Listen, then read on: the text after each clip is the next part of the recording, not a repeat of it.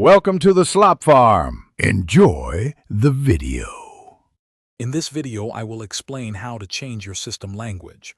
First, let's start with Windows. To begin, open your settings by pressing the Windows key and the letter I together.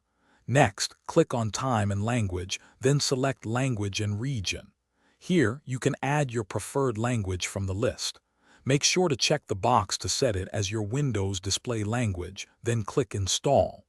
Finally, you will need to sign out and sign back in for the changes to take full effect across your system. Moving on to macOS, changing your system language is also quite simple. Start by clicking the Apple menu in the top left corner, then choose System Settings. In the sidebar, click General and then select Language and Region. You'll see a list of preferred languages. To add a new one, click the plus button, select your language and click Add.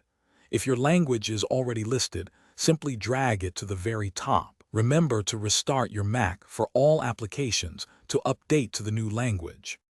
For Android users, changing your device's language is straightforward. First, open the Settings app, which usually looks like a gear icon. Scroll down and tap on System or General Management, depending on your phone's model. Then, select Languages and Input, followed by Languages.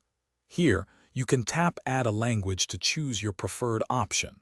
Once added, simply press and hold the two horizontal lines next to your chosen language, and drag it to the top of the list to make it primary.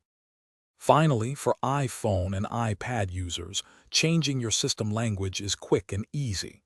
Begin by opening the Settings app from your home screen. Scroll down and tap on General, then select Language and Region. If your desired language isn't listed, tap Add Language and choose it. If it's already there, simply drag it to the top of the preferred languages list.